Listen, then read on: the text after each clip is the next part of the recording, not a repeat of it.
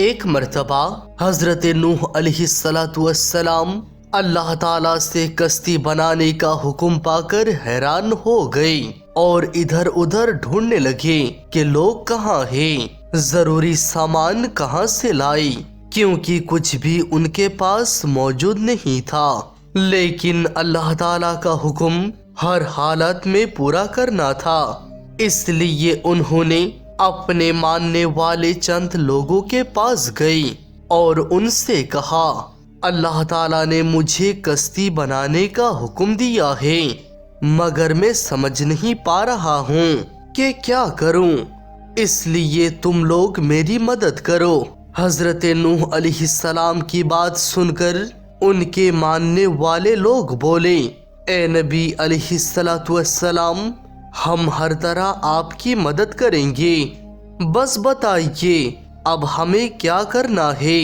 تب حضرت نوح علیہ السلام بولے، تو چلو میرے ساتھ۔ پھر سبھی لوگ نبی کی بات مان کر ان کے ساتھ چل دیے۔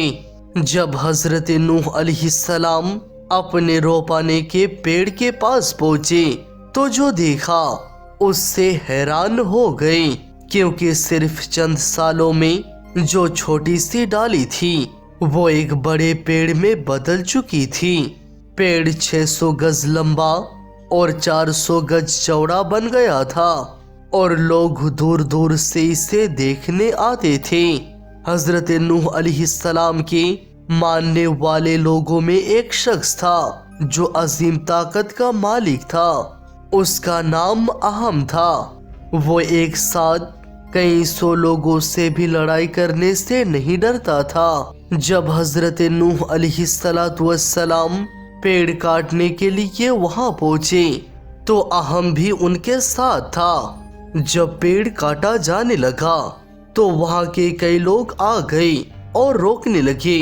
ان لوگوں نے کہا، یہ پیڑ ہمارے لیے ایک دیکھنے کا مقام بن گیا ہے، آپ اسے نہیں کاٹ سکتے۔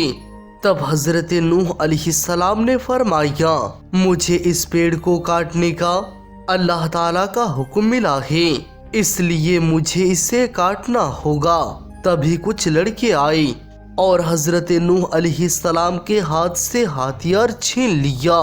یہ دیکھ کر اہم غصہ ہو گیا اور اس نے ان آدمیوں کو ترنت مار گرایا، پھر اپنے ہاتھ سے ہتھیار اٹھایا اور چند ہی وقت میں پورا پیڑ کاٹ دیا۔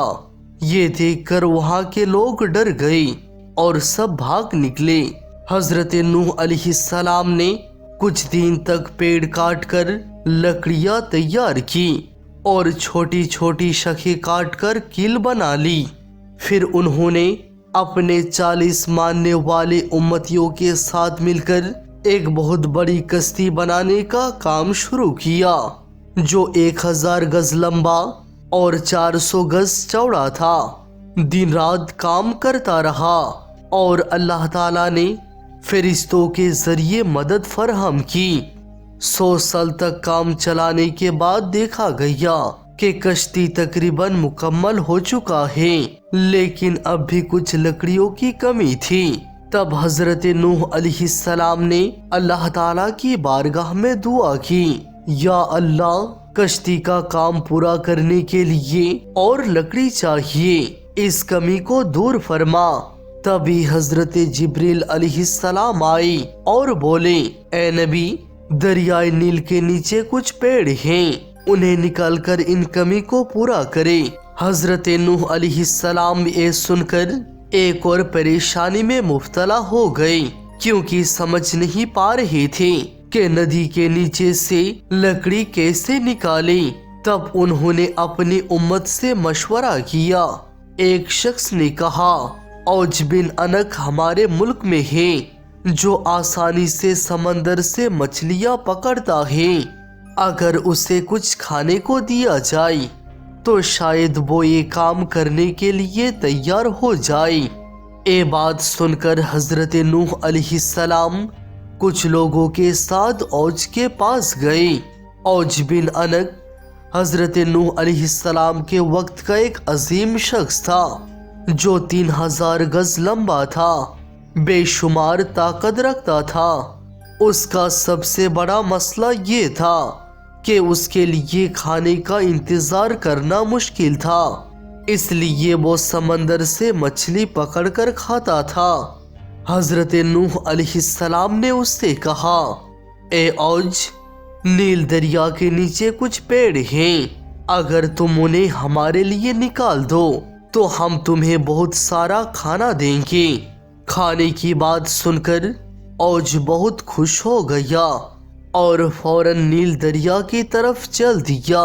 چند ہی پل میں اس نے نیل دریا میں ڈبکی لگائی اور بہت ساری لکڑیاں نکال لایا۔ پھر اس نے نبی سے کہا، یہ لو تمہاری لکڑیاں، اب مجھے میرا کھانا دو۔ تب حضرت نوح علیہ السلام نے اسے صرف 3 روٹیاں دی۔ یہ دیکھ کر اوج بن انق غصہ ہو گیا اور بولا، تم نے مجھ سے وعدہ کیا تھا کہ مجھے بہت سارا کھانا دو گے اور اب صرف 3 روٹیاں دے کر مذاق کر رہے ہو، میں ابھی دریا میں پھینک دوں گا۔ اوج کی بات سن کر حضرت نوح علیہ السلام نے فرمایا، اوج تم پریشان مت ہو، تم روٹیاں اپنے کپڑوں کے نیچے رکھ لو اور ایک ایک کر کے نکال کر کھاتے رہو۔ اگر تمہارا پیٹ نہ بھرے تو پھر تم ان درختوں کو دریا میں پھینک دینا۔ پھر اوج نے نبی کی بات مانی، روٹیوں کو اپنے کپڑوں کے نیچے رکھا اور کھانا شروع کیا۔ جب اس نے دیکھا تو ہر ایک روٹی کا آکار بہت بڑا ہو گیا تھا اور روٹیوں کا کوئی آخری حصہ نہیں تھا۔ اوج نے ایک ہی بار میں 1200 روٹیاں کھا لی اور مسکرا کر بولا، اے نوح علیہ السلام، آپ نے مجھے بہت دنوں بعد پیٹ بھر کر کھلایا، اس لیے میں آپ کا شکریہ ادا کرتا ہوں۔ اگلے کسی بھی کام کے لیے اگر مجھے ضرورت پڑے تو اس طرح کا انتظام کرنا، میں خوشی سے تمہارا کام کر دوں گا۔ پھر اوج نے اپنے کپڑے کے نیچے دیکھا تو 3 روٹیاں بالکل جیسے کی تیسے ہی تھی۔ اس نے حضرت نوح علیہ السلام سے کہا، یہ 3 روٹیاں میں اپنے ساتھ لے جاؤں گا۔ حضرت نوح علیہ السلام نے فرمایا، ہاں اے تمہاری ہے، لے جاؤ، مگر یاد رکھنا یہ روٹیاں تمہیں بہت دن تک چلے گی۔ اوج خوشی خوشی روٹیاں لے کر چلا گیا۔ حضرت نوح علیہ السلام نے پھر اپنے ساتھی لوگوں کے ساتھ مل کر اوج کے اٹھائے گئے درختوں کو اپنی کشتی بنانے کی جگہ لے گئے اور فوراً ان کا لکڑی کاٹ کر کشتی تیار کرنا شروع کر دیا۔ صرف 1 ہفتے کے اندر کشتی پورا بن گیا۔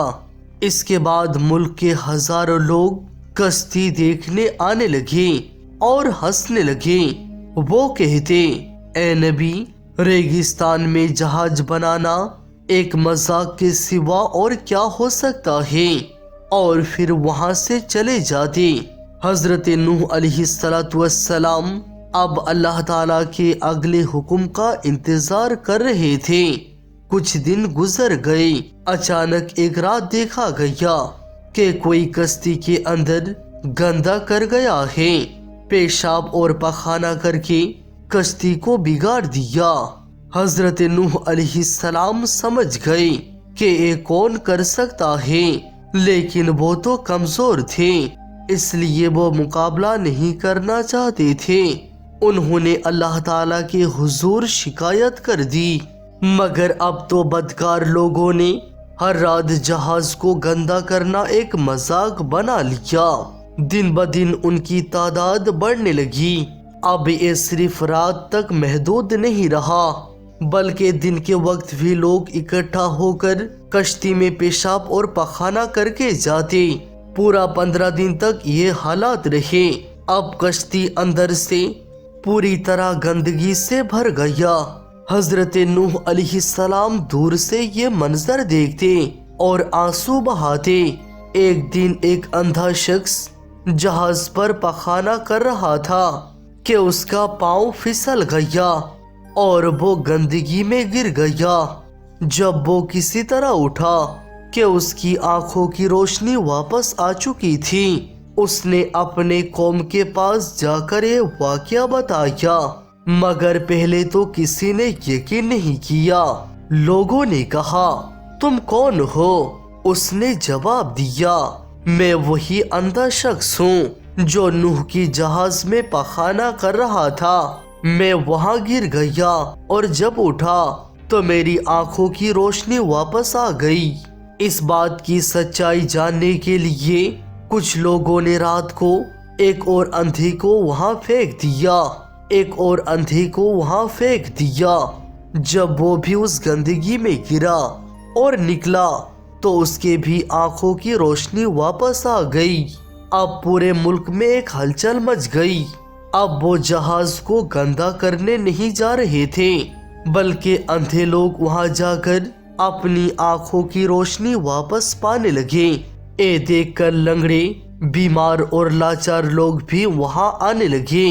جو بھی وہاں جہاز کی گندگی میں گرتا وہ تندرست ہو جاتا۔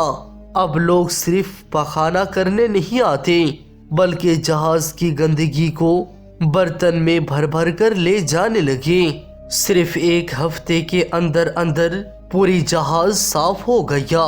پھر لوگوں نے جہاز کے پانی کو بھی بھر بھر کر لے جانے لگے۔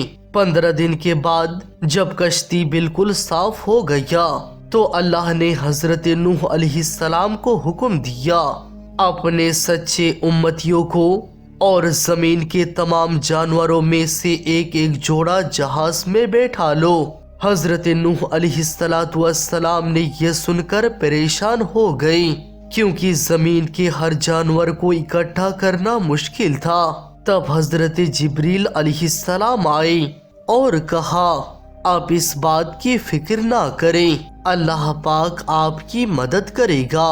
نبی علیہ السلام نے فوراً کام شروع کر دیا، کیونکہ ایک بہت بڑا سیلاب آنے والا تھا جو پوری دنیا کو ڈبانے والا تھا۔ حضرت نوح علیہ السلام نے اپنے رشتہ داروں کو بھی آخری مرتبہ بلایا اور انہیں کشتی میں آنے کو کہا، مگر انہوں نے مانی نہیں۔ ہر طرح کے جانور بنا کسی بلاوے کے کشتی کے پاس آنے لگے۔ حضرت نوح علیہ السلام نے انہیں کشتی میں داخل کر دیا، مگر ان کے اپنے رشتہ دار اور بیٹا کنعان کشتی میں چڑھنے کو تیار نہیں تھا۔ حضرت نوح علیہ السلام نے بار بار کہا، مگر کنعان نے نہ مانا۔ آخر میں نبی علیہ السلام نے غصے میں کہا، اے شیطان، جہاز میں چڑھ۔ یہ سنتے ہی ابلیس سب کی نظر سے بچ کر جہاز میں چڑھ گیا، مگر کنعان نے پھر بھی انکار کر دیا۔ تب حضرت نوح علیہ السلام نے اللہ تعالیٰ سے دعا کی، یا پروردگار، تو نے کہا تھا کہ میرے اولاد کو بچائیں گے، تو پھر کنعان کو بچا لو۔ اللہ پاک نے جواب دیا، اے نوح، تم ایک نبی ہو، مگر کنعان ایک کافر ہے، وہ تمہارے آل خاندان کا حصہ نہیں ہے، اسے چھوڑ دو۔ اللہ اکبر۔ دوستو، اس طوفان نوح میں سب کافر ہلاک ہو گیا، سوائے ان لوگوں کے جنہوں نے نوح علیہ السلام پر ایمان لائے اور اللہ کا حکم تسلیم کیا۔